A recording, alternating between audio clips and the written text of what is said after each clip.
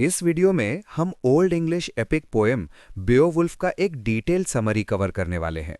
इसकी story line, characters और themes को एक इजी नैरेटर स्टाइल में एक्सप्लोर करेंगे। तो चलिए शुरू करते हैं। बेओवुल्फ इंग्लिश लिटरेचर की सबसे पुरानी और सबसे इम्पॉर्टेंट वर्क्स में से एक है। ये ओल्ड इंग्लिश में लिखी गई थी और माना जाता है कि इसे 8 से 11 सेंचुरी के बीच कभी लिखा गया होगा। ये एक एपिक पोएम है जो बेओवुल्फ के हीरोइक एडवेंचर्स बताती है। बेओवुल्फ एक ऐसा वॉरियर है जिसकी स्ट्रेंथ, करेज और ऑनर एक्स्ट्राऑर्डिनरी हैं। Poem heroism, loyalty, good versus evil की स्ट्रगल, फेट और लीडरशिप की रिस्पॉन्सिबिलिटीज जैसी थीम्स एक्सप्लोर करती है। बेओवुल्फ के एक्सप्लॉइट्स के थ्रू ये पोएम अर्ली मीडिएवल वर्ल्ड की पर्सनल ब्रेवरी और सोसाइटी की वैल्यूज दोनों को एग्जामिन करती है। कहानी डेनमार्क से शुरू होती है, जहां किंग ह्रोदगार डेन्स के किंगडम पर रूल करता है। ह्रोदगार ने ह्योरॉट नाम का एक शानदार मीड हॉल बनाया होता है। वहीं उसके वॉरियर्स इकट्ठा होकर विक्ट्री सेलिब्रेट करते हैं और अपने किंग को ऑनर करते हैं। लेकिन ये सेलिब्रेशंस एक मॉन्स्टर जैसे क्रीचर ग्रेंडल की वजह से डिसरप्ट हो जाती हैं।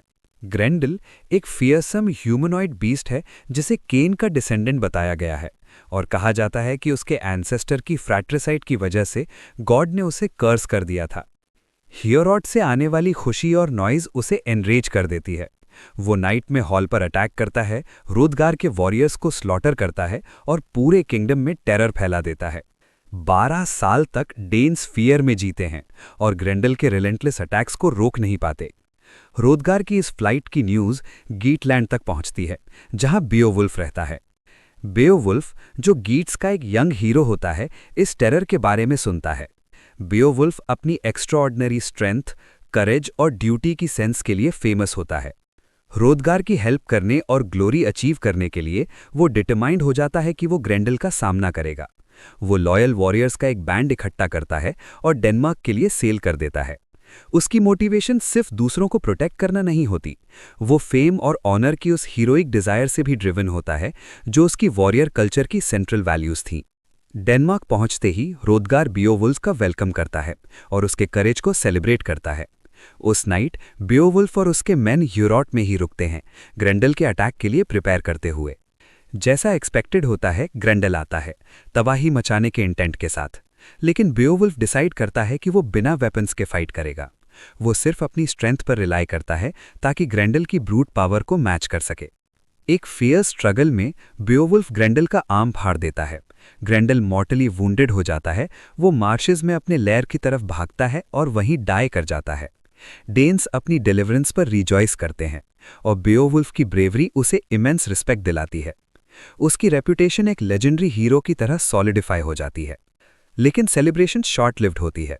ग्रेंडल की मदर, जो एक मॉन्स्ट्रस और वेंचफुल क्रीचर है, अपने सन का बदला लेने के लिए ह्योरॉट पर अटैक कर देती है। वो ह्रोदगार के एक ट्रस्टेड वॉरियर को किल करती है और अपने अंडरवाटर लेयर में रिट्रीट कर जाती है। एक बार फिर बेओवुल्फ इस चैलेंज को एक्सेप्ट करता है। वो ग्रेंडल का पीछा करके उसके लेयर में पहुंचता है। ये एक डार्क और डेंजरस अंडरवाटर केव होती है। यहाँ बेओवुल्फ सिर्फ अपनी फिजिकल स्ट्रेंथ ही नहीं, बल्कि अपनी ब्रेवरी और स्ट्रेटेजिक इंटेलिजेंस भी दिखाता है। एक फियर्स बैटल के बाद बेओवुल्फ ग्रेंडल की मदर को किल कर देता है। वो उसके लेयर में मिले एक जायंट स्वॉर्ड का यूज करता है। फिर वो विक्टोरियसली ह्योरॉट लौटता है। ह्रोदगार बेओवुल्फ की प्रेस करता है और उसे ट्रेजर्स और ऑनर देता है। वो उसके करेज के साथ साथ उसकी विजडम को भी रिकग्नाइज करता है। इन हीरोइक एक्सप्लॉइट्स के बाद बेओवुल्फ गीटलैंड वापस लौटता है और आगे चलकर वो गीट्स का किंग बन जाता है। वो 50 साल तक वाइजली और पीसफुली रूल करता है और एक रिस्पॉन्सिबल और जस्ट रूलर की क्वालिटीज दिखाता है। लेकिन बेओवुल्फ का फाइनल टेस्ट उसकी लाइफ के लेट स्टेज में आता है। एक ड्रैगन उसके किंगडम को टेरराइज करने लगता है। ये ड्रैगन अपने होर्ड में से एक ट्रेजर चोरी होने की वजह से रेज में होता है। एडवांस्ड एज होने के बावजूद बेओवुल्फ डिसाइड करता है कि वो ड्रैगन का सामना करेगा। वो अपने लोगों को प्रोटेक्ट करने के लिए खड़ा होता है और दिखाता है कि हीरोइज्म सिर्फ यंग एज की चीज नहीं है, बल्कि लाइफ लॉन्ग रिस्पॉन्सिबिलिटी है। बेओवुल्फ ड्रैगन के सामने करेज और स्किल के साथ जाता है, लेकिन ये बैटल डेडली साबित होती है। हालांकि वो अपने लॉयल यंग वॉरियर विगलाफ की हेल्प से ड्रैगन को स्ले कर देता है, फिर भी फाइट में बेओवुल्फ खुद मॉर्टली वुंडेड हो जाता है।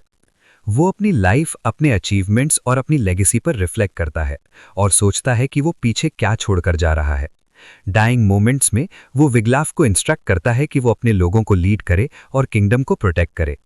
बेओवुल्फ की डेथ एक एरा का एंड मार्क करती है और पोएम मॉर्टैलिटी, लेगेसी और ह्यूमन लाइफ की इम्पर्मनेंस जैसी थीम्स पर जोर देती है।